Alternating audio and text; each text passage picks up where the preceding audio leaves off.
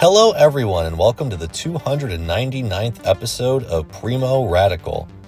Today's episode is something I'm going to call Proto Nutmeg, a look back at my time before doing this show. Now back in 2014 and 2015, I actually had a college radio show. It was a late night show that went from midnight until 2 a.m., and mostly I just played rock and roll music. But from time to time, I did have guests on my show. These included my classmates as well as friends who were visiting my school. And this show was a lot of fun. I did it for about a year and a half and just had some really memorable times doing it. Unfortunately, I don't have all of the tapes from this show, but I do have some. So today I wanted to take a look back and share those tapes with you. Again, this is really what got me started in podcasting before I was a podcaster. It was just a radio show that was on, again, 2014, 2015. So for long-term listeners of this show, I think that you'll enjoy this. This is a bit of a treat.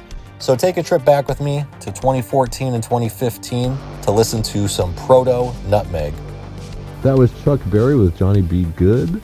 And before that, Bright Eyes with Spent on Rainy Days. Is that correct, DJ Billy Mack? Yeah. And we also got another call. Which is the best time to buy drugs. We also got another call. Snowy days, too. From Lance during the break there. Yeah, Lance. Big reps, big props. Thank you for calling, man. Really, seriously. Did he say that he had us on in a pizza parlor? No. Lance is he's like the king of the world. He's like, whatever people need at this hour, he's their man. And they're like desperately calling him like, oh, Lance, hook me up. And he's like, well, maybe. Seriously, he's a good dude. All right, so we need to get a little somber here for a moment. Oh, fuck that. Oh, yeah, somber. Okay. I don't know, man. We're having a New Orleans show. I just think we should talk about Katrina for a minute. Katrina sucked. Were you in New Orleans or in Katrina? I was not in New Orleans. Oh, so you watched the TV coverage and you heard... Yes, much like you. I actually was... So, do you have 30 seconds for me to tell my Katrina story? Yes, please tell me your Katrina story, because I don't really have one. So, at the time, for whatever reason, I was on the East Coast, and I was taking a train from South Carolina. The train, in America, you can only take the Amtrak. I took a train from South Carolina to Jacksonville, Florida, and then from Jacksonville, Florida, across to Los Angeles. So I took like a 3-day train trip once. I don't know why. Anyway, I was going to Los Angeles from Florida, and we went through New Orleans like 20-ish hours before Katrina hit. Holy shit! Holy shit! Were there people jumping aboard this train? No, the thing that stands out, I mean, you take like a kind of 30-minute to an hour break, and the thing that I remember, I was on a train, and this was kind of pre-smartphone, so I didn't know that anything. And yeah, there was this girl I was macking on. I remember that. There was this girl on the train that I was like, oh yeah, Hope, her's her name, but yeah. And in any case, but I remember getting off the train in New Orleans, and nothing was amiss at all. Nobody seemed like anything unusual was going on. And it wasn't until I got to Los Angeles a day or two after the hurricane that I realized anything had happened. And the thing that really stood out to me, I mean, it just seemed like a normal day to me in New Orleans. Like nothing stood out at the train station. Less than a day before one of the worst hurricanes in American history hit. It's very shocking to me that like you could be all the places you've been, and you're telling me now that you were in New Orleans 24 hours before Hurricane Katrina happened. Yeah. So like coincidence, but yeah. That's really strange. Well, I was there for half hour at the train station. I understand, but yeah. See, the thing is, I was just thinking while you're saying that, again, we're speaking hypothetically. I don't think Lance and Bob were that young, but hypothetically, anybody on campus here, they were like 9 years old when Hurricane Katrina happened. I'm old, yeah. Yeah, I know. It's kind of ridiculous. But for those of you who don't know, I think that I think politically, Hurricane Katrina was a major event in American history because I think that up until then, America during the Bush years was very conservative. George Bush was reelected in 2004. There was barely a lot. No, there actually was a lot of. The House of Representatives was thoroughly Republican through that whole era. still is. It is, but my point is, it wasn't into. In a way, it did change because right after that, Hurricane Katrina happened in 2005. 2006 was the big blue wave where all the Democrats got elected. Democrats won the House. Yes, the House and the Senate in 2006. Okay. All right. And then Barack Obama was elected in 2008. And I think that, more than the Iraq war, more than all the scandals that happened, I think that Hurricane Katrina actually was like the most, it was the rallying call of the American left in the past decade, I would say. Yeah. So I went with my grandfather, and we went to New Orleans, and it was a great time. It was interesting. Got to see lots of different things. Did you connect with your roots? Well, I did. I got to meet with my family. So I met my great aunt and my great uncle, and even my great grandma while I was there.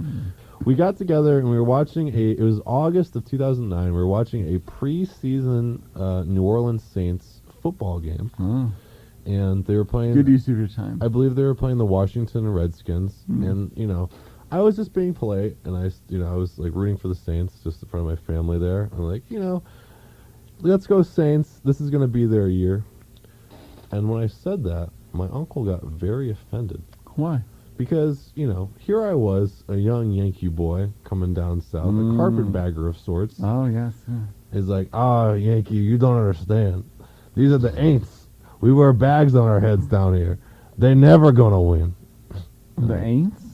They actually, the Saints during the 70s were referred to as the Aints. I didn't know that. Because they were so bad, and fans actually would go to the football games wearing paper bags on their heads. Wow. Yeah, they were a terrible football team. So anyway, I shut up, and we watched the rest of the game. The next day, my great aunt and my great grandmother and Harold and I went around New Orleans, and we did a lot of things. We went to Harrah's Casino in the center of town, and when I was in the bathroom there, I saw Paul Prudhomme get caught in a bathroom stall. Who's Paul Prudhomme again? He's a New Orleans chef. He drives a motor scooter, and He's a fat guy, right? yeah, he says I guarantee. Oh, that guy! I guarantee. Yeah. I used to listen to him. My parents love Paul Prudhomme. Really? Yes. Yeah, This is like you're taking me back to being 8 years old again. Well, anyway, I saw him get caught in a bathroom stall. Yeah. But Was he wailing against the stall? I do declare. He was actually ramming up against the sides with his motor scooter. That's not the point.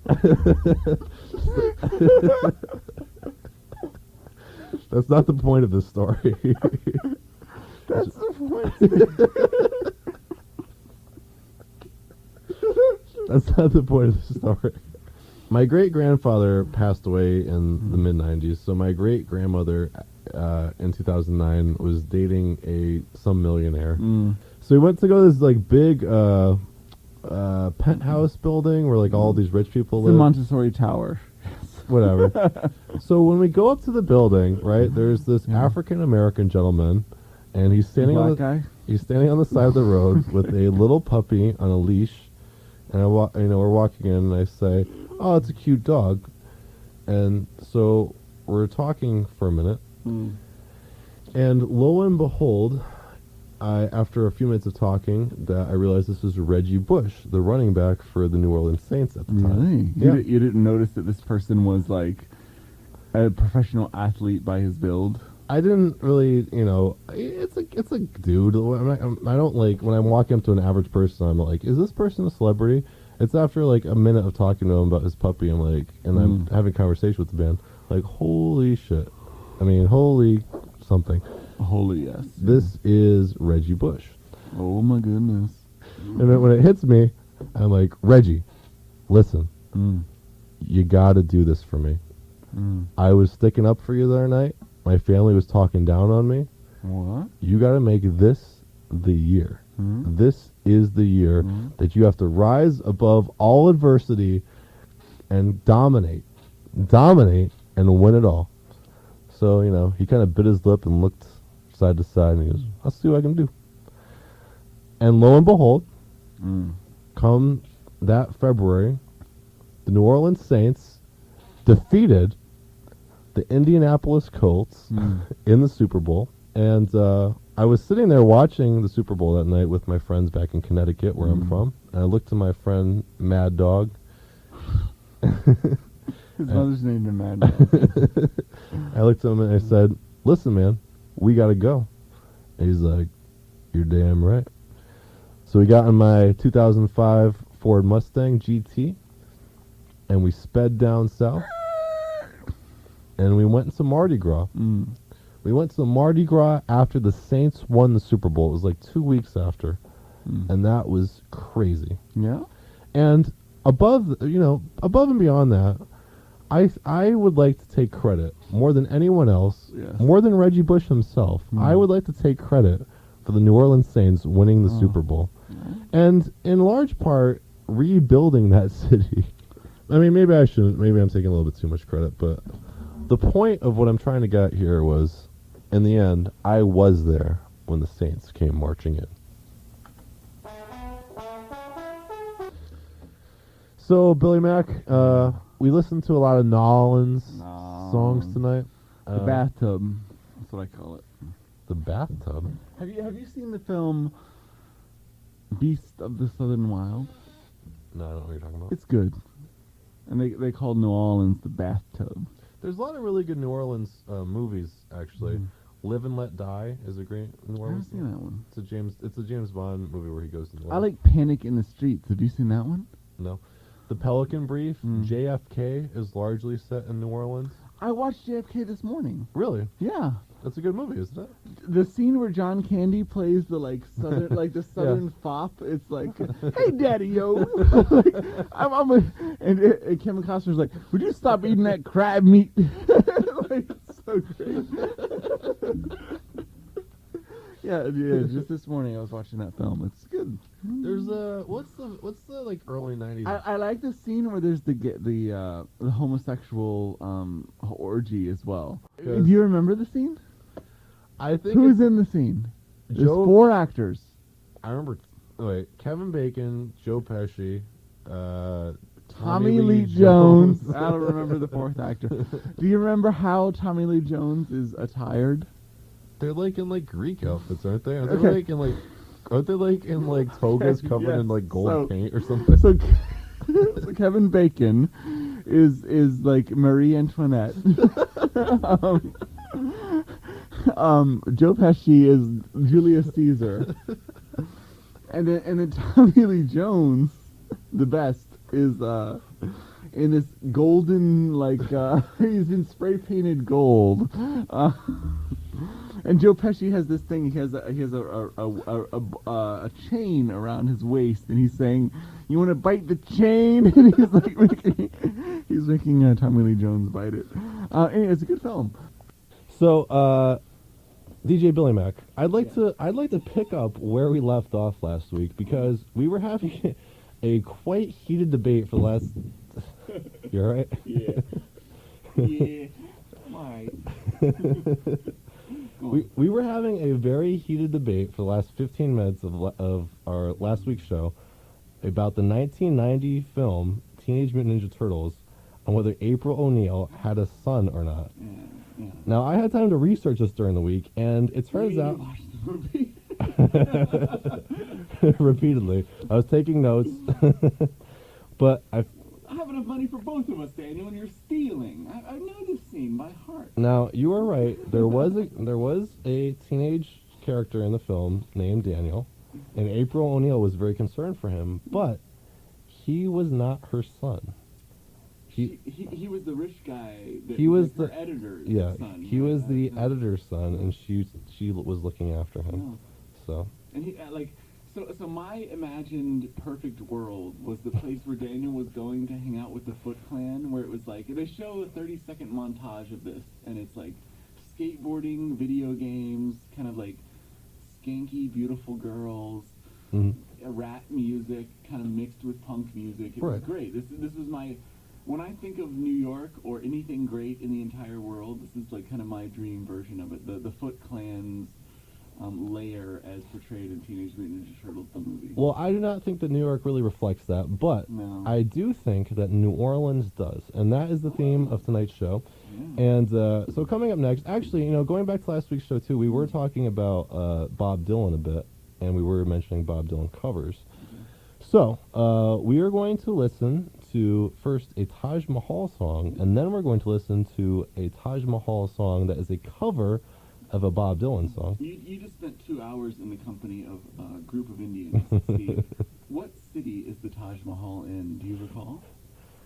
Bombay. Oh! Agra. Really? Yes. I don't even... It's a beautiful place. If anyone on the air ever gets a chance to go to Agra, it's a nice place. I know that the only thing I learned from that conversation was that cricket goes on for a very long time. Yeah. Much like this intro. So we are going to listen now to a song by Taj Mahal, and right after that, we're going to listen to a song that is a cover of a Bob Dylan song covered by Taj Mahal. That, on top of this, many people do not actually know that Bob Dylan did. Many people think that somebody else did the song originally. So let's listen to this pair of songs. So anyway, that was Taj Mahal. The first song there was My Creole Belle. And after that was All Along the Watchtower, which actually was originally done by Bob Dylan and not Jimi Hendrix, although Jimi Hendrix did popularize that song. Both good. So we spent some time talking about Bob Dylan on the last episode. Yeah, good musician. He is a good musician. We actually agreed, and I was very glad about this because you will remind me a lot of my friend Patrick, who is a huge Bob Dylan fan. And he just loves anything Bob Dylan does, loves the sound of his voice. But we actually agreed last week that Bob Dylan is a great songwriter. However, we appreciate covers of Bob Dylan more than Bob Dylan. I think that's like 80% of the people on the planet really prefer the covers of Bob Dylan to Bob Dylan. Yeah. And there are a few exceptions, even for me. I think Rolling Stone, I like the Bob Dylan version more than any of the cover versions, but... yeah, I think a lot of people like Bob Dylan, the songwriter, more than Bob Dylan, the singer. Yeah. Actually, and I was upset because, once again, in case you weren't aware, we're being audited, and we're not on the internet. I'm waiting for the auditor. Yeah, if the audit, actually, I didn't ask. We did get a kind of cool guy calling, and that might have been the auditor. I should have asked. But again, auditor, if you're out there and you'd like to call in, we'd love to hear from you. Yes, really. What is the auditing us for again? Because they want to make sure that we are, because of the Digital Millennial Copyright Act or some DMCA, stupid crap. Yeah. We are supposed to be listing online everything that we play. Yeah. However, we don't have the capabilities of that because, ladies and gentlemen, we're working here free, by the way. No pay. I'm not getting paid for this. Billy Mack, are you getting paid for this right now? I would pay to do this. No, definitely not. But anyway, we're supposed to be listing every song that we play online. We're supposed to be telling people what we're playing as we're playing it, and we don't have the capability to do that, so we're not allowed to be online. So anyway, I wanted to play a Bob Dylan song being covered by William Shatner. I actually did not know that this was a Mardi Gras song until I was reading up about it. I actually mentioned it last week. Mr. Tambourine Man. I didn't know that either. Apparently, it's about Bob Dylan going to Mardi Gras in like 1964. However, I couldn't find the CD for that, and we're being audited, so I didn't want to look it up online. So I actually did a little more research. Bob Dylan has done a ton of songs about New Orleans, believe it or not. He's from Minnesota. Minnesota's so boring. Right. Yeah. But the guy loves the Big Easy. So I found a original Bob Dylan song about New Orleans. It's called Tweedledee and Tweedledum. This is from his Something and Theft. See where they put this sticker? I can't even read the full title. Love and Theft, I think. And Theft? I don't know that album. Yeah. Okay.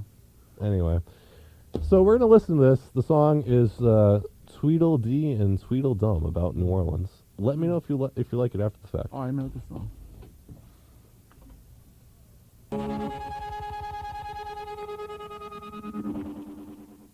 So we were talking last week about Rocky Erickson. He's a good friend of yours. I think it's Rocky Erickson, isn't it? Or is it Rocky? It is, actually is Rocky. I always call him Rocky. Oh, okay. I'm wrong. Okay. But yeah, he's my bro. yeah. Yeah. Well, we we do bench presses together. See, I played a cover last week of a Bob Dylan song. This is actually what brought this whole tangent on. It was "Goodbye Baby Blue," or "Baby Blue," whatever the hell it is. It's all over now, baby blue. That song, yeah. And you said it was a very low-key song for Rocky Erickson. Yeah. However, I think that is... My favorite version of that song, by the way, is by the group Damon and Naomi from, I think they're from New York, but it's a very, very quiet version of that song. So if you ever get a chance to hear their version, I think it's better than Dylan and better than Rocky Erickson. It's all over now, baby blue. It's great. Okay, but here's my point, essentially, is that the 13th Floor Elevators actually did a lot of very low-key songs, and actually one of their more, it's not as low-key, but like it's not scatterwalling or something, I think you said last week. Okay. It's not that. Yeah. So I thought I'd play that for you, and I thought I'd see what you thought. I'll think for you. This is Dear Dr. Doom by the 13th Floor Elevators. Have you ever heard Dr. John before? Me? Yeah. No. You know, I never really listened to him before, like, the past 48 hours either. I like Dr. Oz myself. You know, I watched the Dr. Oz once with Charlie Sheen, and well, it was an interesting episode because, right, he had Charlie Sheen on, and I like thought he was like on Oprah, like Dr. Oz.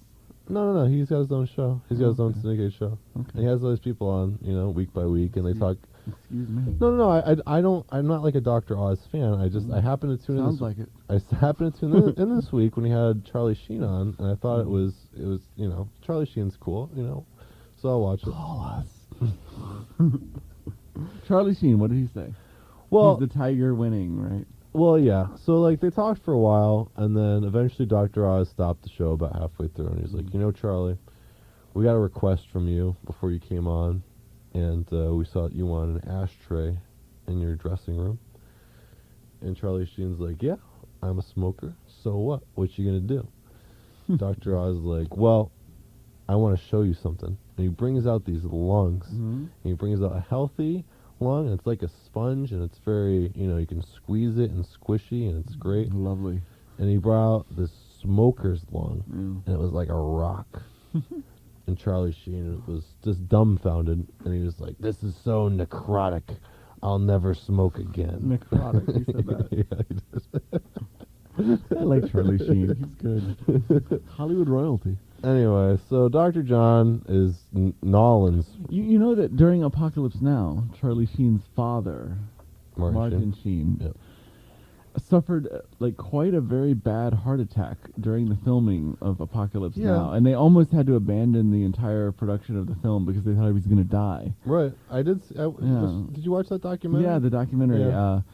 What is that? Hearts of Darkness, Hearts the of Dark- documentary. Yeah. You know, and the reason I watched it actually was And he jokes about it, Martin Sheen. He's like, "Oh yeah, I was gonna die." Like, you know.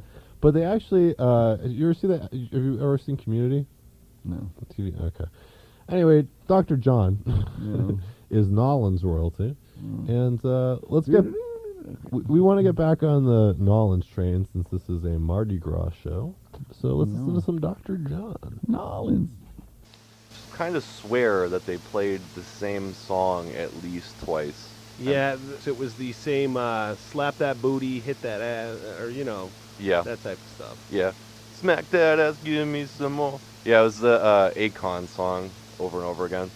And, you know, I was kind of complaining about this. Like, I feel like remorse. I feel like self-pity for us, for our generation, because, you know, there's, like, no, like, good music, like, popular good music anymore. Right. Like, there is some good new music, like Tame Impala.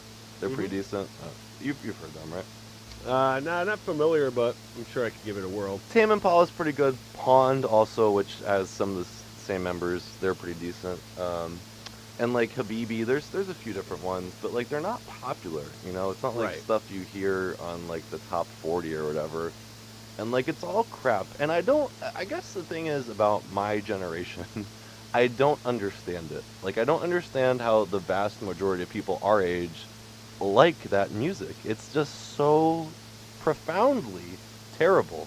Just Yeah. repetitive, stupid, like okay, so the music is really repetitive, right? The beats is just like Well, it's but yeah, the lyrics are just so dumb. Like it's all like very sexual and just like obscene and but like just dumb, like the most base crap that you could put on a well, song.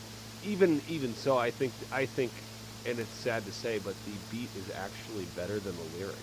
You're probably right. In a sad, honestly. pathetic way, and I agree with both angles. But the beat is actually better than the actual words, because I heard that one song at the bar tonight. My booty, slap that booty, booty, booty, booty. Every other freaking word was booty, booty, booty. Yeah.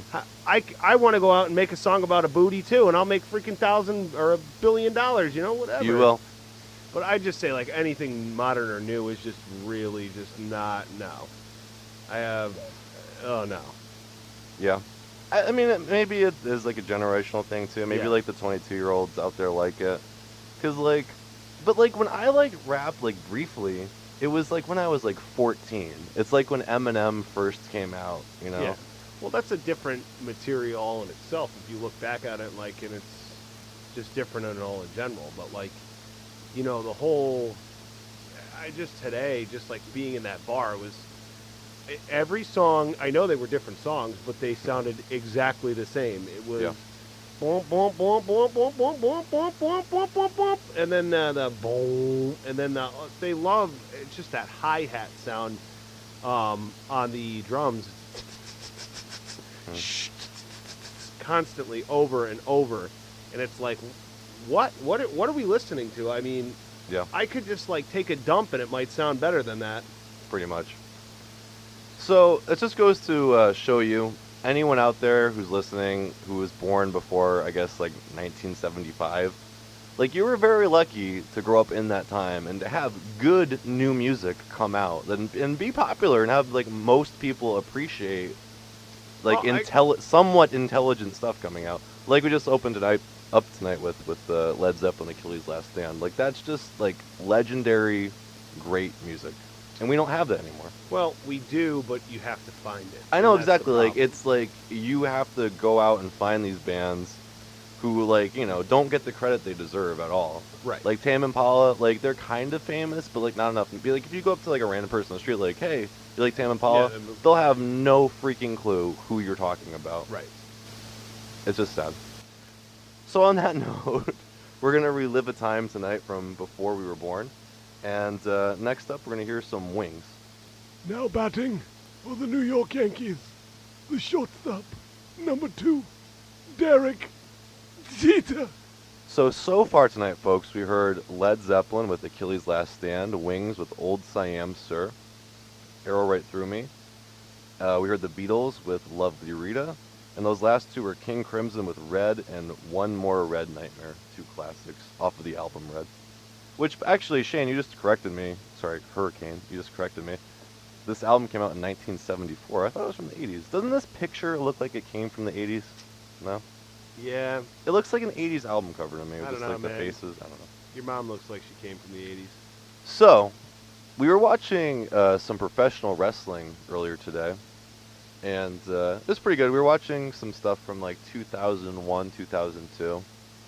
Yeah, Good times. it was very interesting, but I was hoping we could watch something maybe from like 1998, 99. But I still got to say, I mean, growing up and loving, not so much loving, but just watching how now, looking back now, and just how stupid it really was. But it was awesome at the It was same time. awesome. Like, the thing is, like, it was supposed to be cheesy. Yeah. Like, so the thing about wrestling is, especially in that era, like people that don't watch wrestling or never watch wrestling, like their big critique is it's so fake. Wrestling is fake, so I don't like it. Like people who watch wrestling are dumb because they think it's real, and that's not the case. That's not how it is, especially in that time period. like in that time period, it was admitted wrestling is fake. It's very fake, but we're going to have fun with it, and it's silly on purpose. It's like, and I made this comment when we were watching it. It's like kind of like a cheesy 1980s action movie almost. Right. Like it's just over the top on purpose, like just to be silly. You know. Yeah. So like, like that's why I like that time period so much. And you get like a lot of really funny people. Like The Rock was very funny. Stuff that Stone Cold Steve Austin or Mick Foley or even like old timers like Hulk Hogan, like stuff they actually said on the microphone was very funny. You know. Yes, I agree. I think it was very interesting too, how when they're about to fight each other, right before the pay-per-view match, they would actually go up to each other and get in each other's face with the microphones, but whisper things to each other. Yeah, there was a lot of whispering. We watched there was a lot of like backstage things where people would get like they're supposed to be in the locker room like alone talking to each other, and they would get nose to nose and whisper, like "You're going down." Austin, tonight is the night. I will make your life a living hell. And that was That was so awesome. awesome. Yes. That was really good times. It was incredible. I think there were like different periods of wrestling too. Like when we were kids, I don't know if you remember. Like, did you watch like when like Jake the Snake Roberts and the Ultimate Warrior and Macho Man Randy Savage first wrestled back then? Because like that was a different kind of thing where it was like really really silly, but not the same kind. It was just like cartoonish almost. You know? Yeah, no, and it was fun, and I just like how we were watching it today, and like I grew up like the Undertaker, and he was always the guy I always used on the video games. And we're watching it today, and he's this freaking biker dude, and I forgot all about that. He changed his image, and that's like really pretty much at the dawn of when wrestling I lost complete interest in it. Yeah.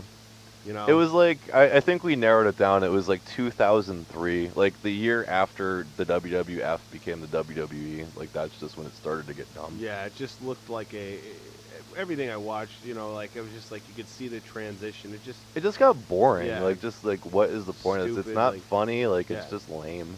Yeah, You know? and it's just like one of those things that, you know, when you were a kid, it just like it was awesome because it was just so like it was like a sitcom, but then it just got out of proportion, I guess. It just Yeah. became stupid. And like I'll turn it on now like every like few months. Like I don't even know when the last time I watched it was. Probably like last summer or something. But I'll turn it on from time to time, and like they'll like if you sit like the Raw's like 3 hours long now, and like there'll be like one kind of okay thing on the show, but then like the other like 2 hours and 45 minutes will just be garbage. You Yeah. know?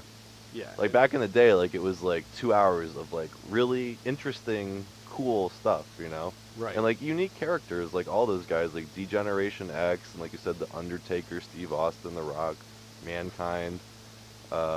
You know, we saw a couple of Big Boss Man matches. yeah, that was. I don't know how pretty interesting it is, but the English Bulldog. What was that guy's name? British Bulldog, British Bulldog. Owen Hart, and you know who doesn't get enough credit is Vince McMahon. Vince McMahon was Oh, a that was great actor, phenomenal. and even back in the early '90s, he was a great color commentator too. Yeah.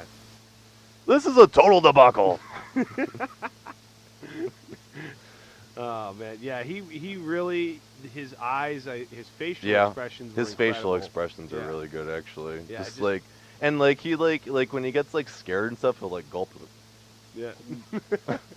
I just like too, especially like in the like probably the late '90s, early 2000s. The guy's getting the crap kicked out of him all the time. Like Yeah, he especially starts- by Austin. Yeah. Just because we saw like this like Christmas time thing where Vince McMahon was having like a Christmas party, and like wasn't letting people come to it. Like his daughter Stephanie McMahon was trying to come, and he said no, you She's couldn't. hot, by the way. They were she was really hot, but they were like fighting, and like he didn't let her come, and then Austin like Steve Austin was like hiding in a Christmas tree. Yeah. And like slowly sneaking up in a Christmas tree, Yeah. and then Yeah, attacked then- him. then he- It was like dunking his head in a thing of punch. Like those are the days, man. That really like again, it kind of goes back to the music thing. Like kids nowadays, like they don't know what they missed out on. Yeah. Yeah, that's pretty interesting. But let's talk about something more recent. One of these kids we went to high school with, real like kind of trash ball. He actually lived up my street. Trash ball. That's a good insult. Yeah, well, that's what he was. My kid was a freaking whack ball, man, you know? So I'm on Facebook, and I find out that the kid got arrested for DUI for blowing donuts in a parking lot. Somebody called on him, and he finally got arrested, and his mugshot is phenomenal. He's got, like, a black eye. Like, he hasn't, like, I'm so glad I got the hell out of where I lived when I did. Because just looking back, you just see these characters of You know, it might be possible, though, Hurricane, that every town in the country is like this. that is very true. And we're just, That is very we're just true. noticing it about ours. We had this family, and they stunk, or this person always smelled. Every school has a smelly person. Like, it's normal. It's natural. Like, you have to have that stink ball, like, in your school. Like Martin was an unusual character. He'd make up stories about how he had a Ferrari and a Corvette every other day, you know? So, in that last set, we just heard a few songs by the Black Angels. That was Vibrations, Haunting at 1300 McKinley, which I think is a pretty cool song name, and Yellow Elevator Number 2. So, Hurricane, what do you think about those songs? Yeah, very different. Very, I was really surprised that that was new music. Yeah, they Well- kind of remind me like a cross between like early Pink Floyd and the 13th Floor Elevators. Yeah. And like, you know, they were both 60s bands. This is like 2010 this came out in. Yeah. So I think that kind of psychedelic music kind of reminded you of, I guess, the conversation we were having earlier about extraterrestrials. We were talking about how they're bringing stuff back from the 90s, and one thing they're bringing back, well, two things they're bringing back, by the way. Shane's never seen this show, but Coach, for those of you who don't know, which is a classic 1990s sitcom, they're bringing that back. But they're also bringing the X-Files back, which is a very kind of Twilight Zone, like, weird show from the 90s, which used to scare me when I was a kid, because they'd have these shows about aliens and ghosts and, like, worm people and, like, weird glow-in-the-dark germs and stuff like that, or bugs or something. And it used to really scare me when I was little, but they did a lot of shows about aliens in particular. And Hurricane, what's your thought on aliens? Do you think that aliens exist, or that they visited Earth or anything like that? It's hard to say, I guess, because there's no physical evidence, but it's just That we know of. that we know of, exactly. But I think there's a lot of covering up the whole issue. Mhm. Generally, I've seen some strange things, and everybody, I've seen weird things too, but like, how do you know it's not like a satellite or a drone or correct, something? You know? or it could be a government project. Who knows? Yeah. But it just, going to like a file where people say they've been physically like abducted out of their house by the big black-eyed people. See, it's like a fine line. Like, Yeah. I feel like there's things that people don't know that they should know, like about, like, for example, currency and like how like the monetary system works in this country. But like, there's the fact that people are like crazy and stupid. So like, I can see like a vast majority of our population like thinking something that's totally not true. Also, so it's kind of like it's like the point where I don't know. Like, maybe there's aliens. I don't know. I have no idea. Yeah, it's really tough to say, but you get people that have said like they've had these experiences, and whether or not they're mental experiences or they're actual physical experiences, who knows? A lot of the stuff that people come back on is through hypnosis, and I know, but like, that's all like exactly, it's like a mental experience, so you don't know, but it seems to me like a lot of things in the universe, like there's no way that in our solar system, in our galaxy, or I'm sorry, not so much in our solar system or galaxy, but like in our universe, that we're the only ones here. No, I agree with that. I think that the universe is so vast, there has to be life somewhere. I mean, even they think there might have been life on Mars at some point in time. Right. Which is, okay. Or like, there might be like, bacteria on some moon of Neptune or Jupiter or whatever. Like, okay. But like, when you come to the point of like, here's the problem with me, is it's like when you start buying into it, you get sucked into like this vortex into like believing all these other things. Well, a bunch Like of okay, conspiracies, okay, right. so it's like aliens exist. All right, so one step. The next step, oh, there's 3 kinds of different aliens that have all had different contact with Earth. Then like there's like different like factions of aliens fighting to control the governments of the Earth and like who's really Right, in charge. and it just gets thrown out of and it proportion. becomes like ridiculous. Like it's just absurd at a certain point, you know? Right, but I'm not going to disprove that there is anything out there. There could be those, the flying saucers that come in the middle of the night and take you out of your bed and then do experiments on you and drop you off and you don't even remember. I think that you can't disprove that's happened to people in an experience, but like at the same time, how are you supposed to say that like that actually happened because it's coming from one person or maybe 3,000 people? And I think it's like it's less nowadays, isn't it? Like I think like back before, people had video cameras on their phones or whatever. Like it was a lot more like in the 1950s and 60s. Like a lot of people were saying that, and like now I think it's a lot less. Yeah, maybe because technology's advanced more, and maybe that The aliens come less because they know they'll be videotaped. Exactly, but the thing is, like, for example, Jimmy Carter. We were having this conversation earlier today, and he was one of the presidents that really was pushing for, hey, let's make this happen. Let's see, I want to know. I want the government to be exposed if they're hiding anything, and on a conspiracy video that I watched. Now, whether or not this is true or not, and who knows, anything's possible, but he was briefed in a room for about 5-6 minutes, and he didn't say anything after that, and he avoided the subject at all costs. But like the thing is too, okay, so he made a promise and then reneged on it. But like people do it all the time. Yeah, Obama made like campaign promises and didn't follow through, and so did Bush and Clinton and other Bush and Yeah, Reagan. exactly. Like That's what happens, you know. Right. That's So why maybe he's just like he wanted to reach out to the few alien conspiracy theorists out there, like okay, I'll get a few votes from them. Like yeah, I'll investigate the UFOs, Right. and then just like after like okay, screw that, that's stupid. Well, it is, but it isn't because I don't know. Like it's just always the question of what if. Like like there's things that you see sometimes that are like. Okay, so let's say Jimmy Carter made a promise about I'm going to investigate UFOs, and then he became president, and then the generals of Joint Chiefs of Staff were like, well, we have this top secret stuff, and we can't really let people know about it because it's top secret. So can you please not tell people? And he's like, okay, well, I understand now. I shouldn't do that.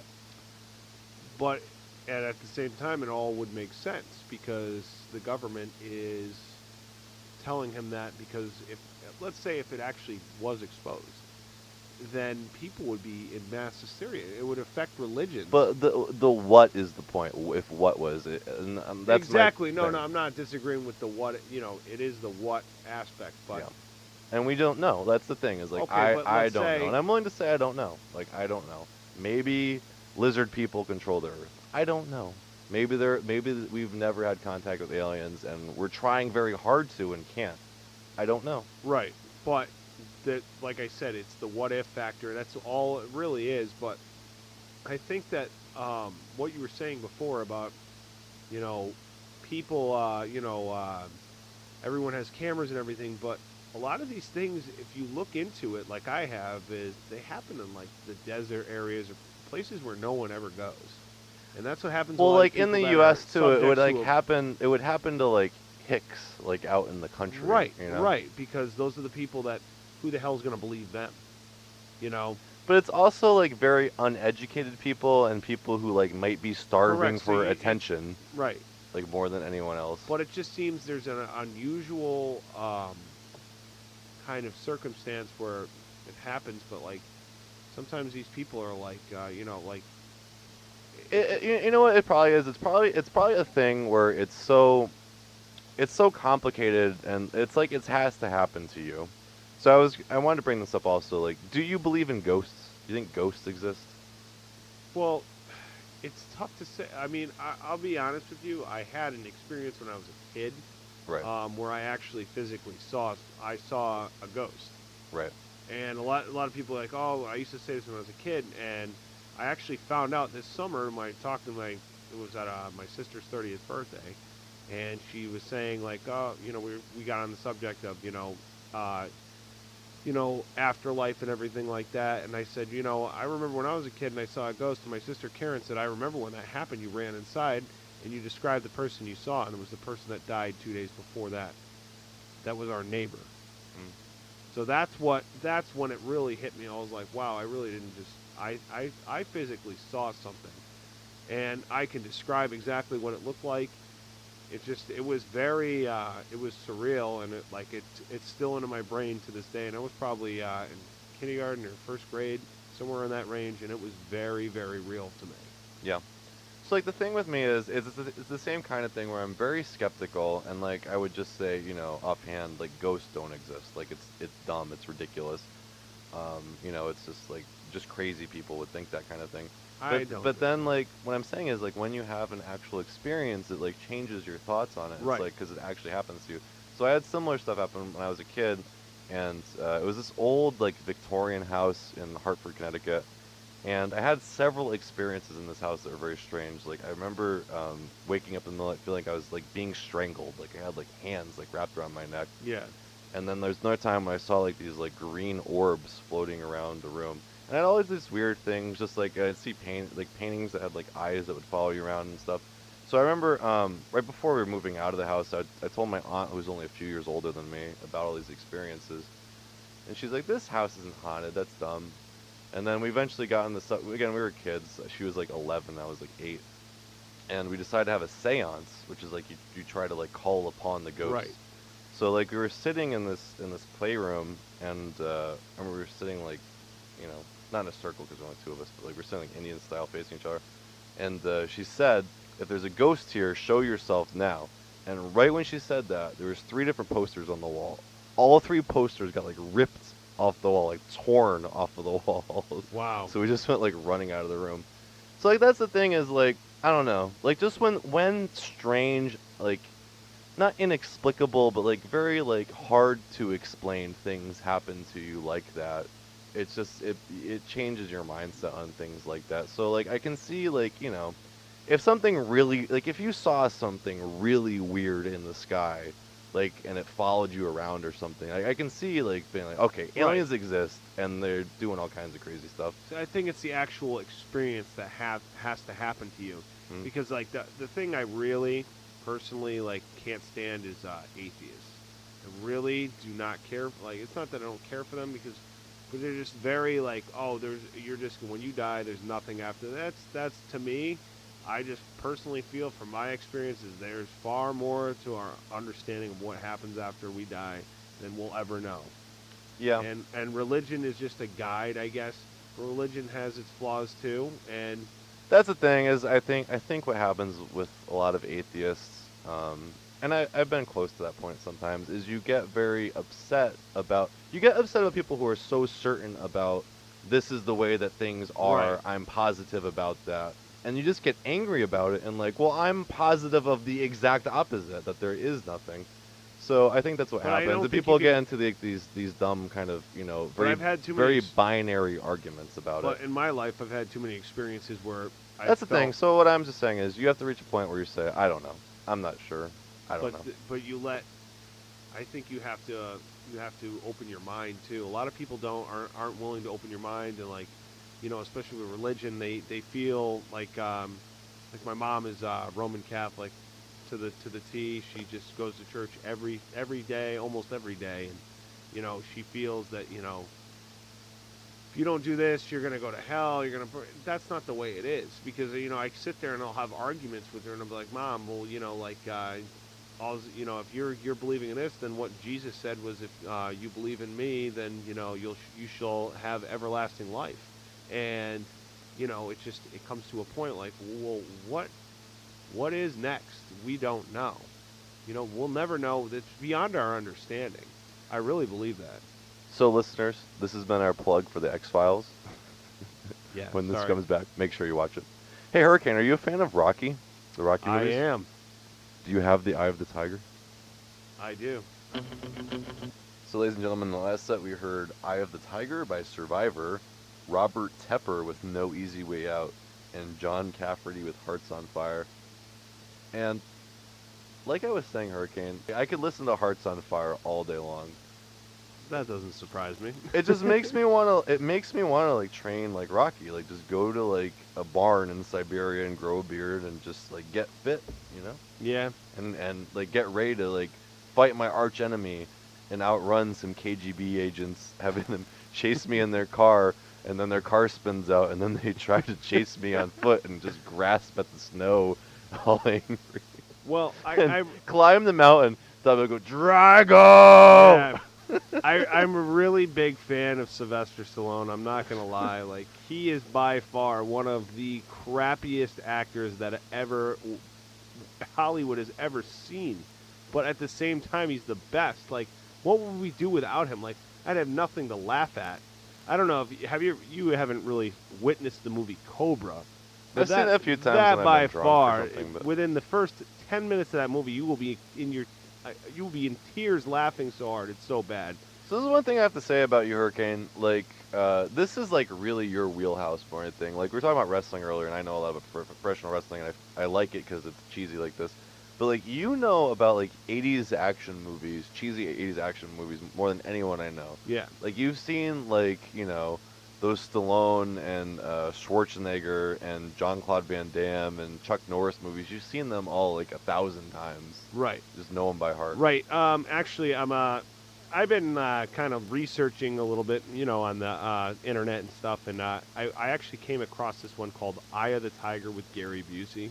Yeah. If anyone's listening out there, highly recommended if you like watching really bad movies. Is it an action movie? Oh yeah, it's horrible. And is Gary Busey the good guy? Oh yeah. Huh. That's interesting. Now, I've noticed something about Gary Busey on that subject. Now we're talking about him. Gary Busey's face, slowly over time, it's become a piece of plastic. If you haven't, like, if you see his face, like, you know, 1985, it was just Gary Busey with the big teeth in the front. But and also he has a son too. Is a redhead. Yeah, he had like a TV show for a while, didn't he? On Yeah. Central. But I'm going back to Gary Busey here. He slowly over time has become like you could buy him at a store. Like he'd be like a Ken Barbie doll, you know, like just a piece of plastic. That's all he is now. His whole face is plastic. If you took a pin and like put it in his face, it might just all the plastic ooze might leak out of there. I don't know. Yeah. He is really eccentric too. Yeah. Did you ever watch Celebrity Apprentice? Not too much. Donald Trump like takes like he takes washed up celebrities like Meatloaf and guys who are on like on ships. Oh, speaking of Meatloaf, one quick thing and I'll let you finish. If folks are listening out there, another horrible movie is with Patrick Swayze. It's called Black Dog. It's about a movie about truckers, and Meatloaf is in it, and it's really bad. But go ahead and finish. Well, I was just gonna say, so this Celebrity Apprentice, all he does is he takes like old washed-up celebrities like Gary Busey or Meatloaf and pairs them with like people who aren't really famous. They're famous for being famous, so like people like reality TV stars. Like, oh, I was on this other reality TV show, and that's why I'm famous. And just has them like compete against each other. But yeah, when Gary Busey was on there, he was just a madman. I think he's like legitimately like when he's insane. Yeah, like when he plays those characters in movies, he's not playing characters. He's being legitimate. That's Gary Busey. You know that Gary Busey was actually on a Walker, Texas Ranger episode? I'm not surprised. And he tried to attack a mentally challenged kid on the episode. And like that's another show. Like I have seen like a few Walkers, but like you've seen like every episode of Walker, Texas Ranger. Close to it. I still have yet to see the one with Deion Sanders. That would be a really good one. And have you? Like, you're a big Baywatch fan too. You said you didn't see the Baywatch with Hulk Hogan. I think I did. I don't remember. I haven't seen Baywatch in a while. Baywatch is definitely up there with one of the crappiest shows ever made. MacGyver. You've seen a lot of MacGyver. Oh, MacGyver's phenomenal. I mean, who the hell? Where are you going to find a guy that makes a bomb out of toilet paper? Knight Rider. Knight Rider's phenomenal. Another good scene with I showed you today earlier in that video clip when David Hasselhoff sings in that music video. You can look it up on YouTube. It's hysterical. going back to bad shows too. Can you name some other? I just start spitting them out because I've probably seen them all. Well, you're the one who watched them, not me. Well, So you've watched them too. I haven't really watched Knight Rider or Baywatch or Walker. I've seen like hanging out with you is when I've seen them. Yeah, it's true. You know? I am a very big B show or B movie fan. A lot of like really, man. Like I've seen like all kinds of like Red Heat, that movie with Schwarzenegger. Like I've only ever seen that with you. And the opening of that movie is like one of the best movie openings of all time. Are you sure you're not thinking of Raw Deal? Yeah, it's Raw Deal. Yeah, it's Raw Deal because Red Heat is with John Belushi's brother, and it's really not. It's kind of lame. So Raw Deal is where Arnold Schwarzenegger is like a Soviet guy? No, maybe that is Red Heat. I don't remember. But one or the other. Or both. In Raw Deal, actually, he takes. They're playing a game of craps, and the dice are fixed. So, like, one of the guys, Arnold has the dice, and he realizes they're fixed, so he throws them. The guy's like, "Oh, you lose," and then he takes the table and he goes, "Magic or madness?" And he flips the table over. But it's a really definitely Arnold. They all have great movies. So, how did you get into all this stuff? Is it because of your brothers? I don't know. We grew up. I think what it was when I was a kid. I come from a Catholic family, so we weren't allowed to watch TV. We weren't allowed to watch, especially coming at from. All? I'm a second youngest of 12 people. You were allowed to watch TV. Well, we were allowed to watch some TV, but during the week, no, like not like how we do it nowadays. Okay, like we had like one day a week where we could watch the TV. Like my dad unplugged it. He tried to. He cut the plug one time. My brother Jimmy rigged it back together. Like. That's funny. Yeah, but that's how it was. So when we used to go over to our family parties to our cousin's house, they would have the movie Predator. And that's when I started to get into the Arnold movies. I think that's really when it hit me, and I loved, that was like, this movie's awesome. Like, it is a classic. Yeah. And that's when it all started. And then I got to see Terminator finally, and just a lot of just good, like back then they were like, oh, this is great. But now you look back and you're like, what is this? Well, Terminator and Terminator 2 are actually good movies. Well, they're actually, no, the storyline with Terminator going in that subject, Terminator 1 storyline is great. Yeah. Terminator 2 special effects is awesome. But if I had to take the two, first one is the best one because of the storyline. The second one is the better one because of all the special effects. It's not a bad movie, though. But they're both good. They're both good movies. I feel that they were good. And Arnold's better in the first one because he's playing more of a robot, so he doesn't have to talk as much. He plays better role with that because, I mean, how hard is it to screw that up? So you were never really like a Lethal Weapon Mel Gibson fan, right? Yeah, it's kind of... I mean, I love Danny Glover. I'm getting too old for this. Did you ever see the It's Always Sunny in Philadelphia where they make Lethal Weapon 5? No. That's pretty funny. Jean-Claude Van Damme, are you a fan of him? Yeah, I really like In Hell. It's more, I think it came out in like 2000. It's just really bad. He was like a little later. Like he made stuff in the 80s, I think. Early which 90s. Is good. But then like Sudden Death is a really good one. A lot of his movies came out like around like the late 90s, early 2000s. Right. Like, when did Knockoffs come out, or Knockoff? Remember that movie? Yeah, is that what it's Sudden Death or Knockoff? Oh, Knockoff, yeah, Knockoff. I think Rob Schneider's in that movie. Hard Target's pretty bad. Yeah. What's the one? There's like one, too, where like he goes to Jerusalem. Like, it's like almost like an Indiana Jones what is that one? I don't remember what that one... Roger Moore's in that movie, actually. Yeah, it's really bad. And the guy from Cobra's in that movie, the guy that sharpens a knife and he's like, she's mine. Like, it's just... That guy's in the movie, and he plays another bad guy. That guy, I don't know who is the actor in what his name is. He is awesome. Like, if I was to make a B movie tomorrow, that guy would be like my main bad character. Like, phenomenal, just crappy actor. Like, he has the perfect face, almost like that Vince McMahon, like we were talking about earlier. Like those facial expressions of, like, really, like this is the guy I want. Like, if I'm going to make a bad movie, this is the guy I want to have in my bad movie. So, in that last set, we heard Pink Floyd with Lucifer Sam off of Piper at the Gates of Dawn. Fantastic. We also heard Jimi Hendrix with Manic Depression, Highway Child, and Voodoo Child. Those are some messed up kids, I gotta tell you. The Doors with Peace Frog, and that last one was Simon and Garfunkel with Mrs. Robinson. Fantastic song, fantastic movie, The Graduate. There was actually a reference to that song on last week's edition of Mad Men. Mad Men actually not tomorrow night, Sunday night. Yeah, Sunday night is going to have their last episode ever. And it's an end of an era, it really is. It is. You know, I really, really like that show, don't you? It's pretty great, I gotta say. It makes me pine for a time which I've never lived in, and yet I would feel right at home. I agree. I'm not into a lot of these new shows. I haven't seen Walking Dead or... That show's good, man. Don't discount that. I'm just saying, I don't really get into new shows that much.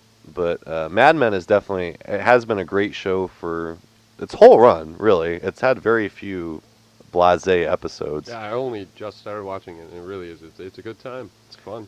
But yeah, that's coming to an end. Next week, David Letterman is going to be leaving his late show on CBS. That's so hard to believe.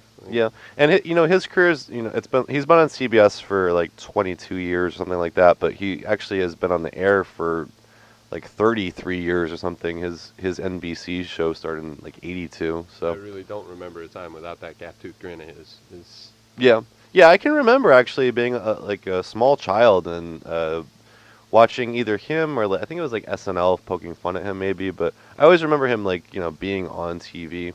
And he's had some classic moments. I don't know if you've ever seen stuff from when we were babies or even before we were born. Did you ever see the Andy Kaufman clip with Jerry Lawler and Andy Kaufman on David Letterman? Yes, I did see that. That was a really big thing at the time. Also, what was the name of the dad from Back to the Future?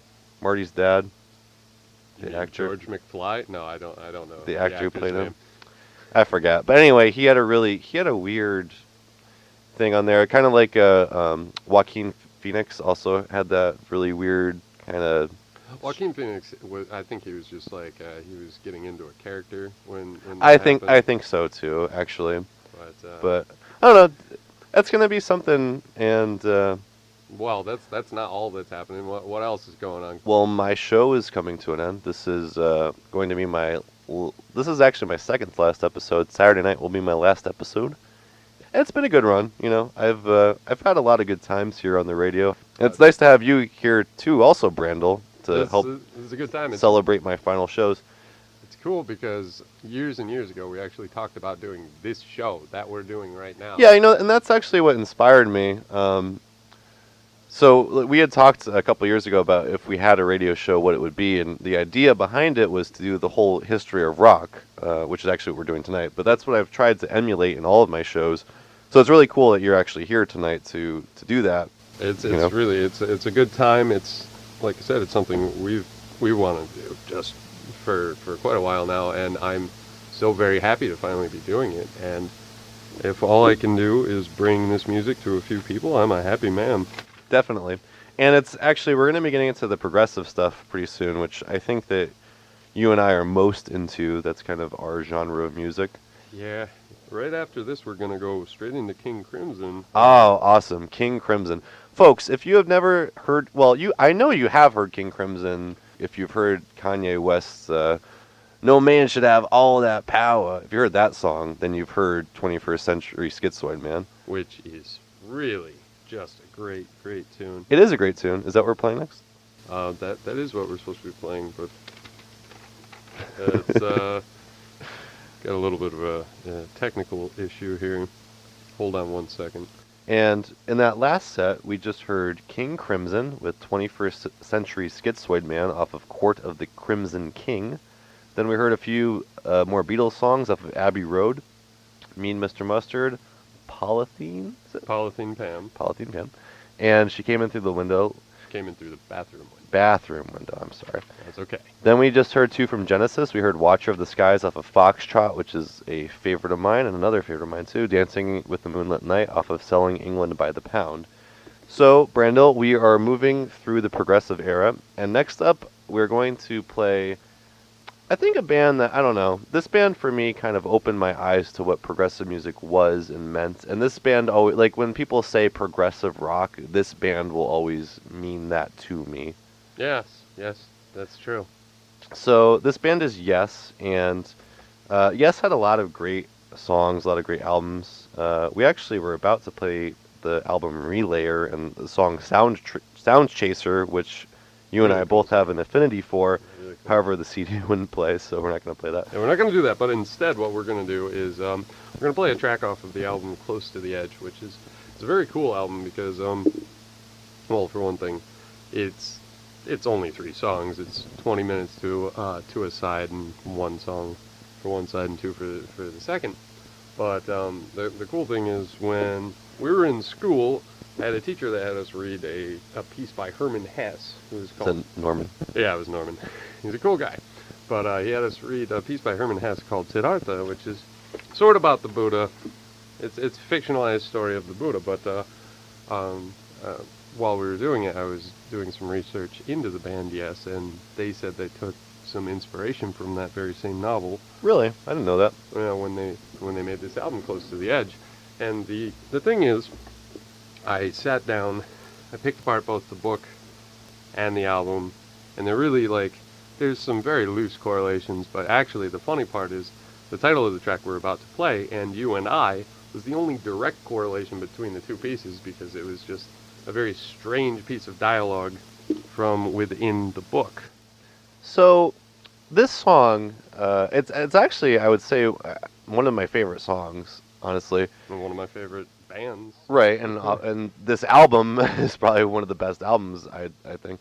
But like the meaning of the song is very strange because it seems like it's a love song. Like I've seen, I saw a concert where John Anderson was singing this, and they had like weird kind of CGI stuff on a screen going on in the background. It was like 2 kind of mannequins hugging and turning into birds and weird stuff. Well, that's kind of one of the interesting things about how it relates with Siddhartha. It wasn't so much about a love story, but the interconnectedness of man with everything. Right.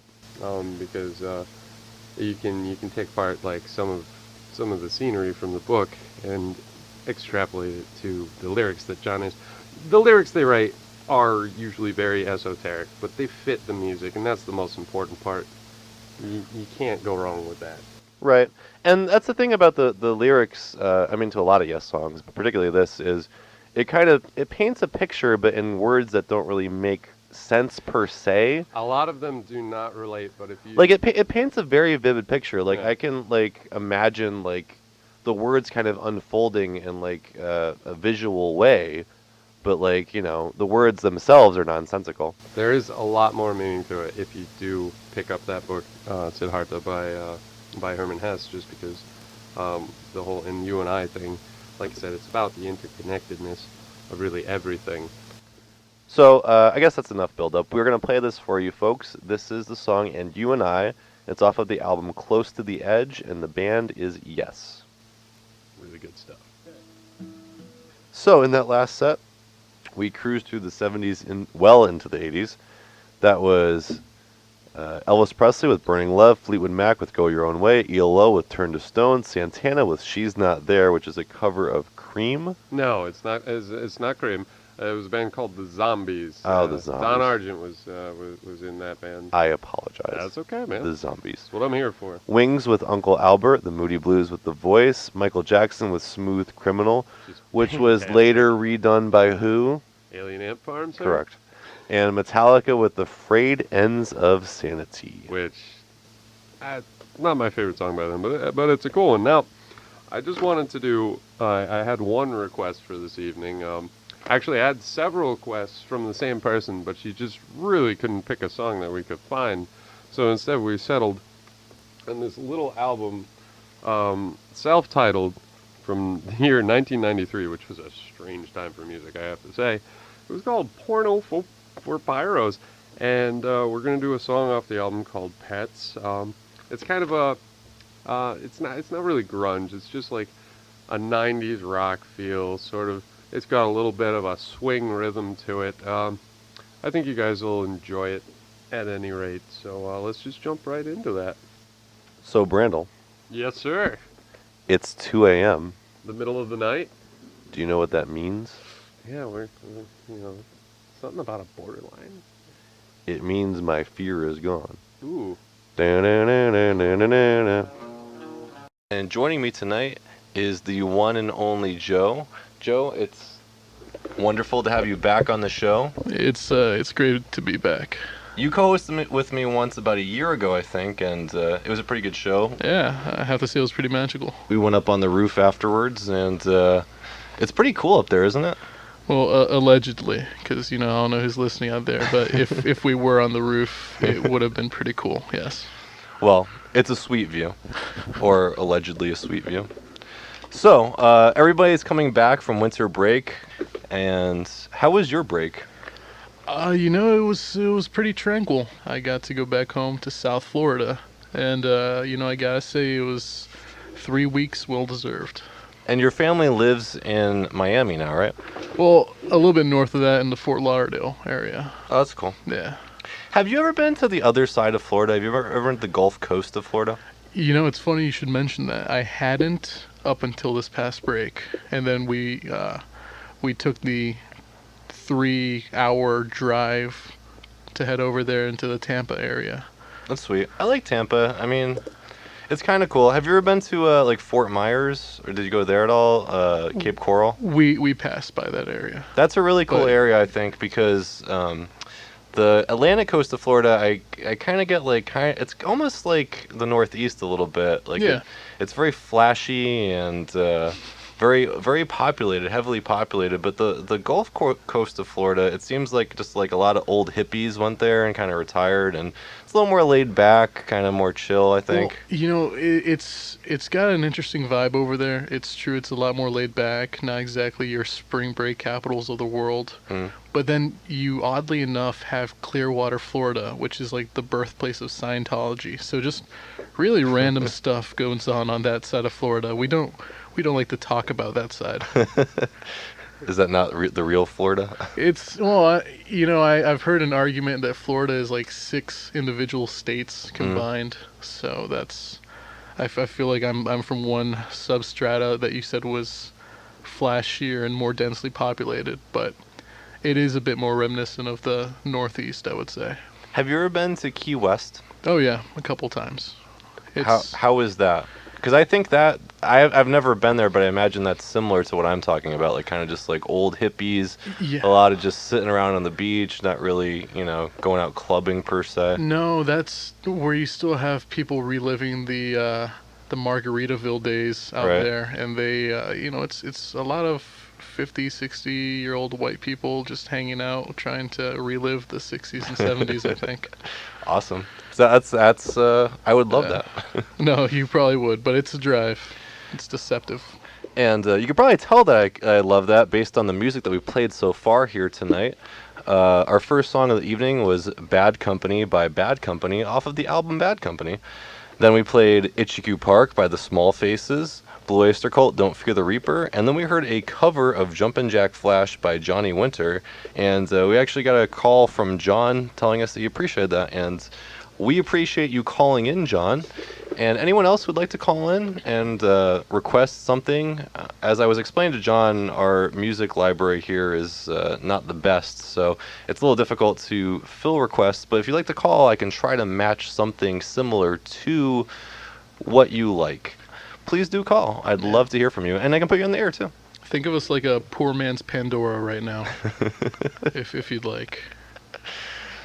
So, Joe, you are actually going to pick out the next song. Yeah, you know what? I would love to. I actually brought with me a CD that, we were talking about last year, and the last time I came on here, I talked about bringing it. It's actually, the band is called the Red Jumpsuit Apparatus. I had never heard of them. What kind of music, what kind of subgenre of rock is this? It's the subgenre of rock that probably tours at, Vans Warped Tour. And it's not exactly, your heavier, deeper stuff. It's closer to the punk pop side. That's cool.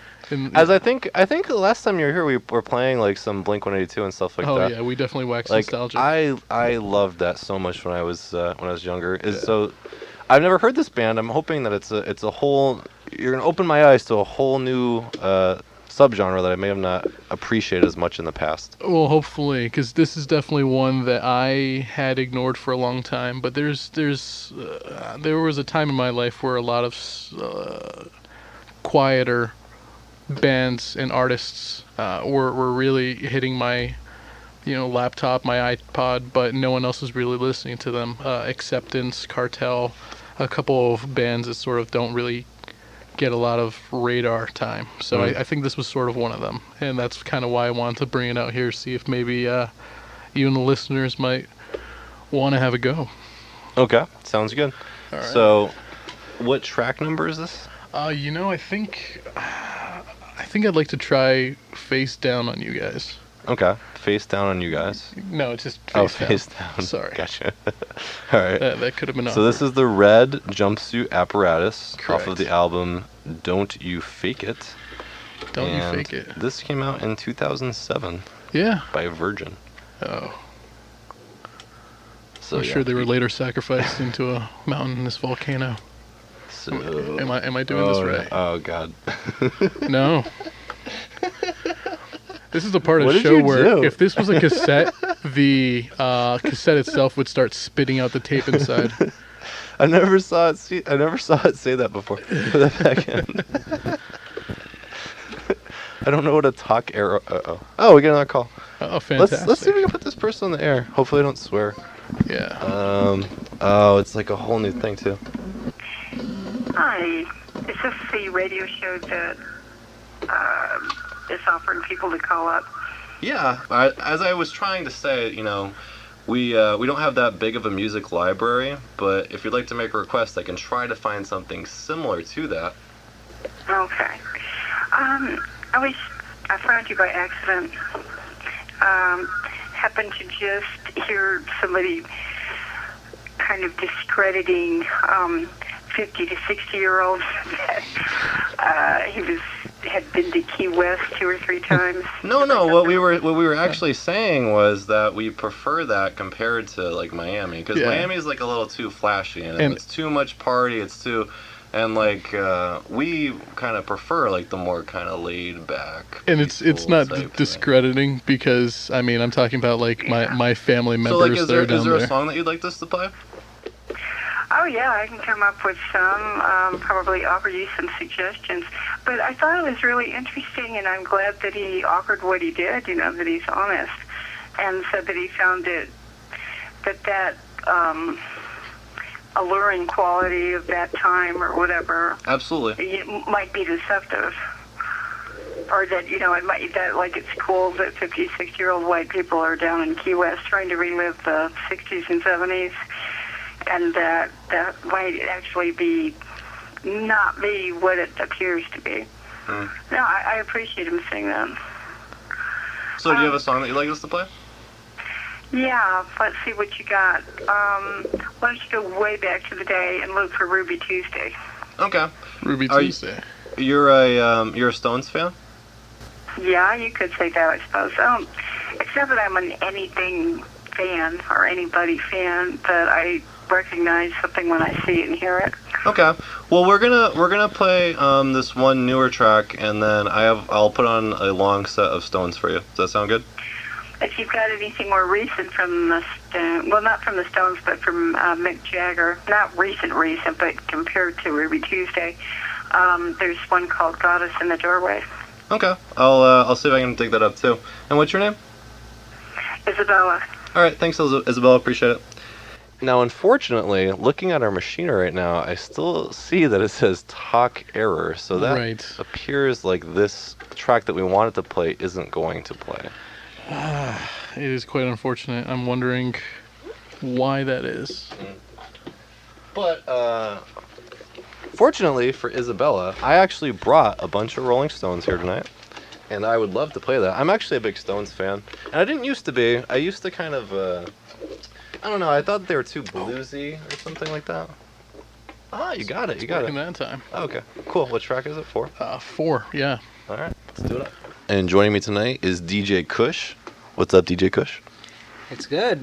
This is really good. This Bob Dylan songs are actually good. This is something I would say revolutionizing. You never heard Bob Dylan before? I have heard, but I would say that not a lot. A couple of times maybe, but this is nice to hear it again, and it's really good.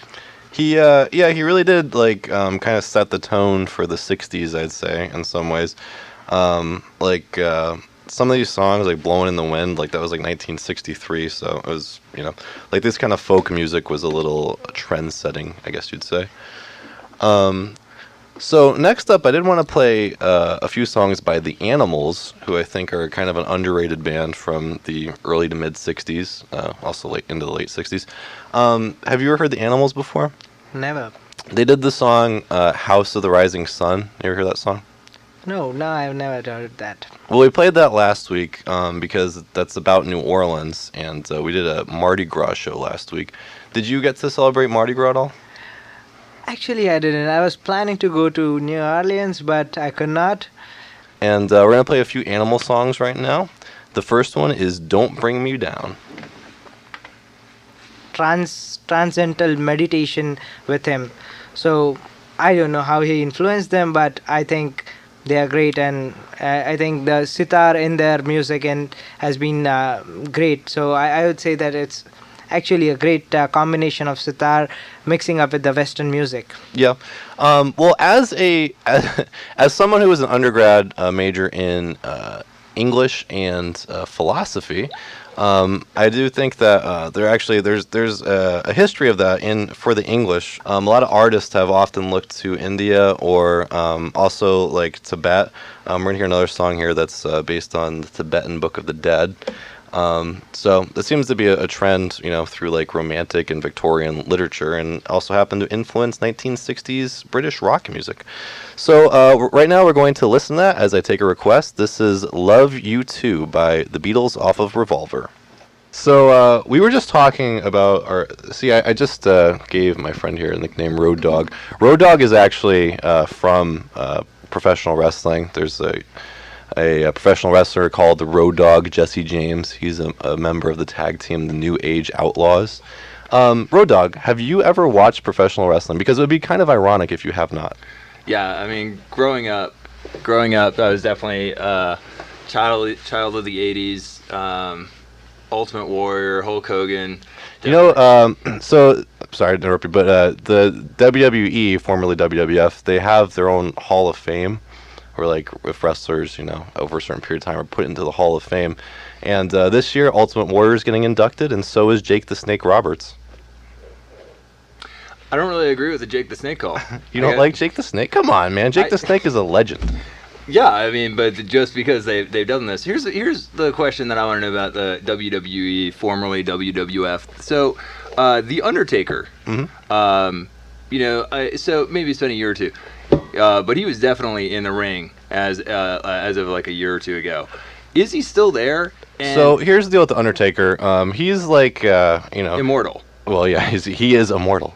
But he's getting older now. However, he's still one of the biggest draws for the company. I think he's a Highlander. He may not age.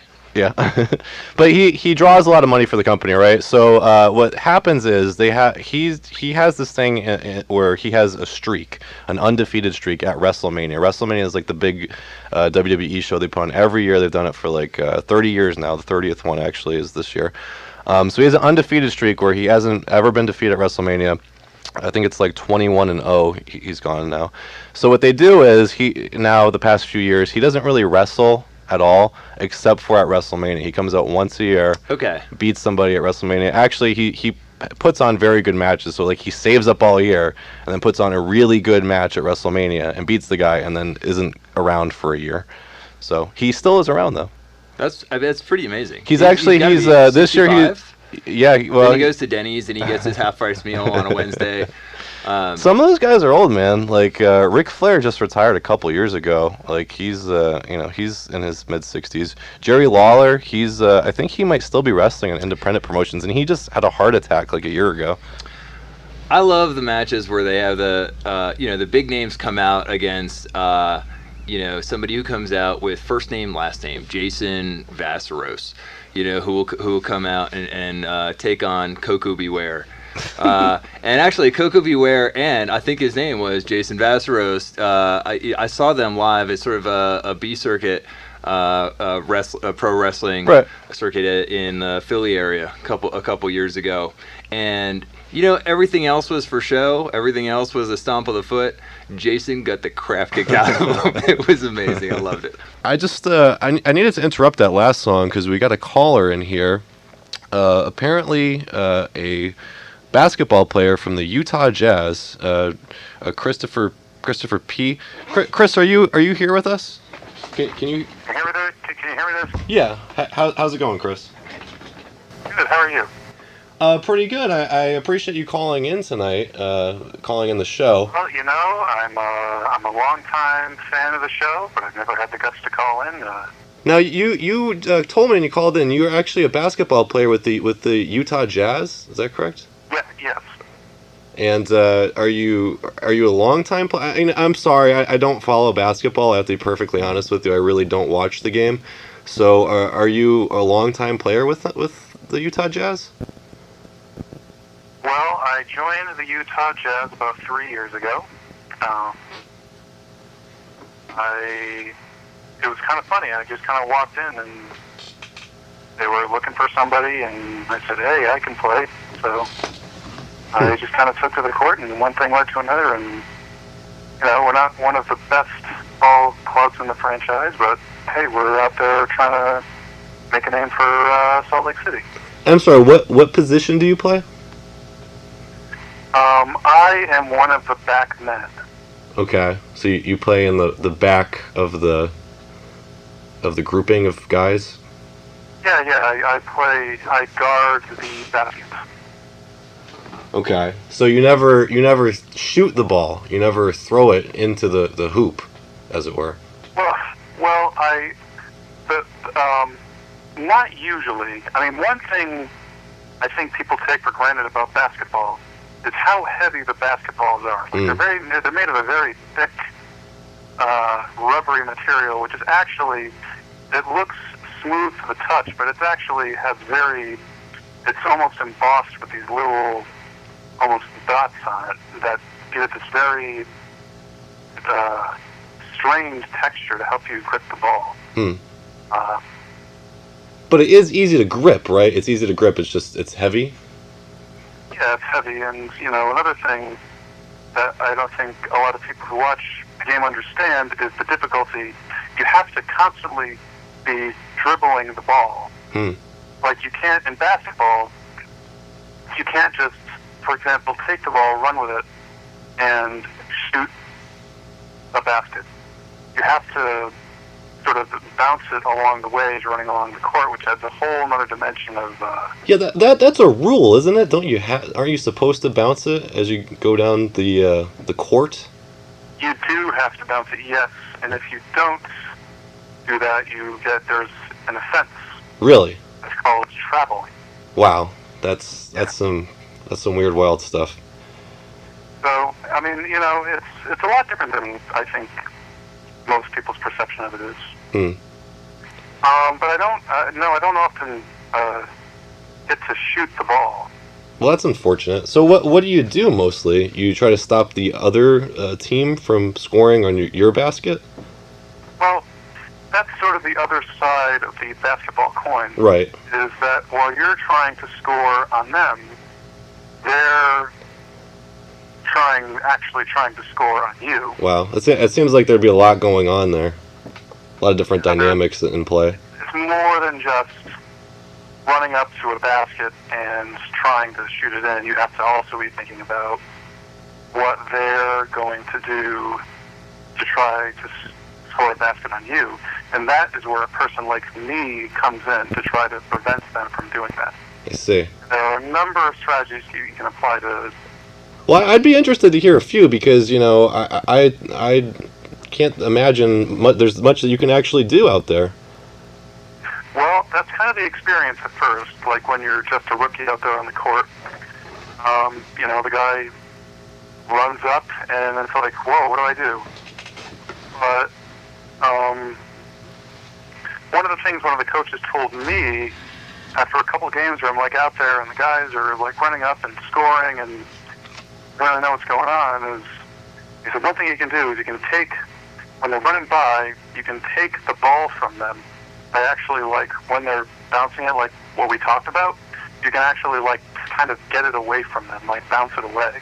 Really? That's one thing you can do to sort of turn the tide to what's going on. Another thing you can do is if the other team shoots the ball, Right. you can, I mean, normally, if you were, like, in an everyday situation, you would let the person, if they shot the ball and it bounced, you would just let them, you know, catch it and take another shot, right? But in competitive basketball, you can actually take the ball away from them after it's called rebounding. When it bounces off the hoop, you can take it and pass it to one of your teammates. Wow, that's nutty. Sounds quite sinister, but it's actually it's really a big part of the game. Now, I know that some of these basketball teams, they have mascots. Did the mascots ever get involved in the actual gameplay? Well, the mascots primarily, they can do a number of things. They're primarily intended to actually distract the other team. Okay. And that's another thing that can happen if you're, like, playing at your own court and, you know, there's a guy in a chicken suit running around. Right. Now, is the mascot for the Utah Jazz, is that a guy in a chicken suit? No, it's actually a guy, like, in a big saxophone suit. The chicken suit Really? is just an example. Huh. But if there's a guy at the 3-point line... Who's the mascot for the Lakers? Just curious. Like a surfer or something? Oh, I should know because it was kind of difficult dealing with that going on while you're, you know... Right. Trying to... Well, I mean, you can just you have to put them out of your mind, right? I mean, you have to ignore them if you're going to play the game effectively. Yeah, there's a certain amount of mental fortitude that's involved. That's another thing that I think people take for granted about basketball. Is you know, when you're on that 3-point line, and there's this guy in a big suit, and I mean, they talk to you too. I mean, you don't see it when you're watching it on TV, but they talk to you. Really? What kind of things do they say? Oh, I don't know. What's the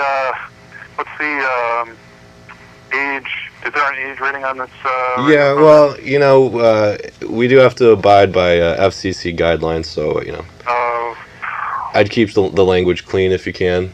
But, I mean, you know, can you give me a rough idea of what kind of things they're shouting at you when you're out there just trying to play the game?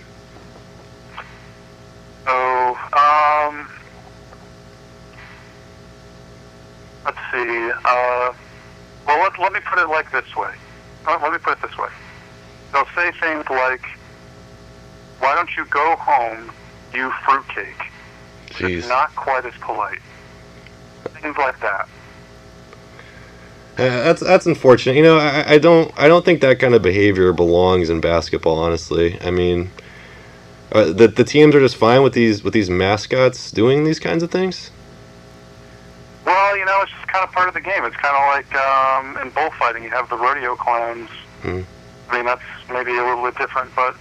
Now, have you been involved in bullfighting in the past?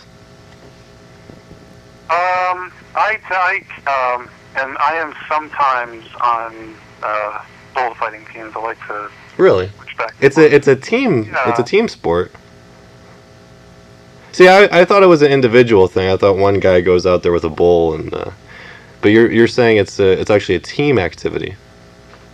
Well, yeah, because sometimes the bulls can just get so aggressive. Right. That it's really not fair to put them in, you know, the ring with one guy. I mean, let's be honest. So yeah, we do team bullfighting. Now, you know what's ironic about that is, you know, Chicago actually has a basketball team called the Bulls. So it's kind of serendipitous, I think.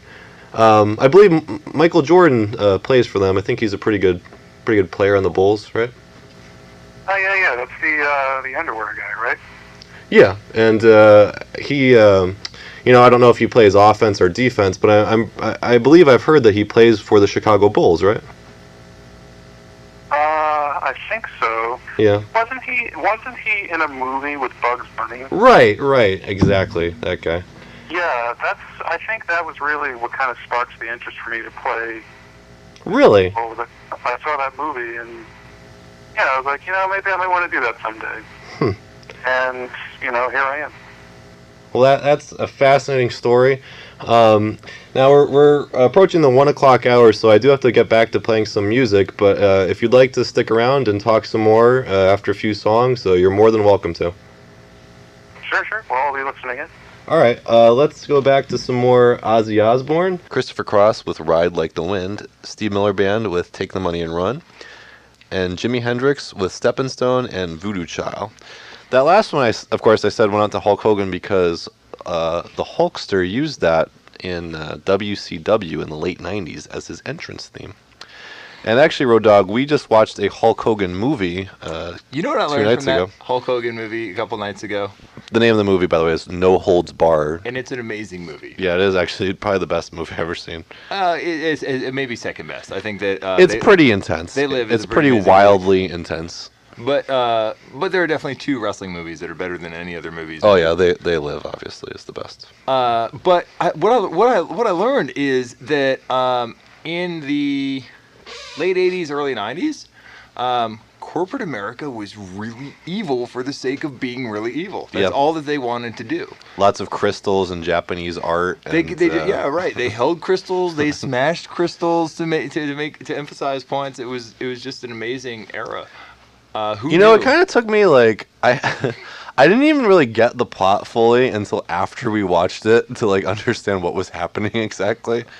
So what happened? So Hulk Hogan doesn't play Hulk Hogan. He plays some Rip something. His name is Rip, and he's the WWF champion in the movie. But that corporate guy, he's the owner of not the WWF but another TV station, and he hates Hulk Hogan because he's so popular, and I think he's beating him in ratings or something.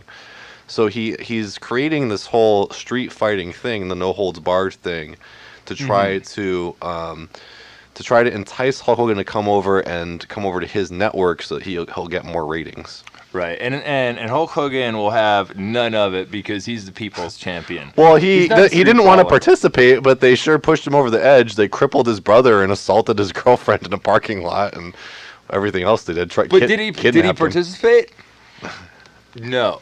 At the end. Yeah, he kind of did.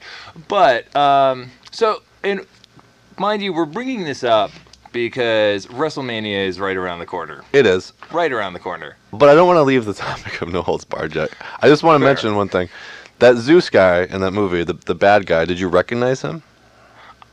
I think he was actually a wrestler, wasn't he? He actually was. He was in a few wrestling matches. Is he your brother? But he's been in some other movies. In fact, have you ever seen the Friday movies? Yeah. He was Debo. Oh, Crazy Ass. Yeah. And have you seen The Fifth Element? No, I haven't seen The Fifth Element. I know. Dude, seriously. Just look, judging eyes. Please focus those judging eyes elsewhere. For the rest of you out there, he also played the president of the Galactic Federation or whatever, Earth Alliance, whatever it was. So he plays the president. Did he have crazy eyes in that as president? Does he have crazy eyes in real life? I think he does. I think he does have crazy eyes in that movie. Maybe I don't think he really has them. I think maybe it's just a trademark of his. I think that might be really difficult to deal with in the ring because you don't know if he's really angry at you or if he's really angry at, let's say, some heckling fan. Right, I mean, and I think that the way that you approach the match might differ. But for the rest of you out there who have not seen No Holds Barred, I would highly recommend it. And just so you can enjoy a little piece of it now, we have the theme song from that movie. Yes. Thank you everyone for joining me on this trip down memory lane today. I hope that you all did enjoy it. Once again, please remember that tomorrow I'm going to be putting up the 300th episode of Primo Radical. That's going to be a special 4-hour-long event. There's going to be lots of great content in there, and we talk about all kinds of interesting things, so I think a lot of you folks will enjoy that. So again, remember to like, comment, share, subscribe, ring that bell so you don't miss the 300th episode, and until next time, stay radical.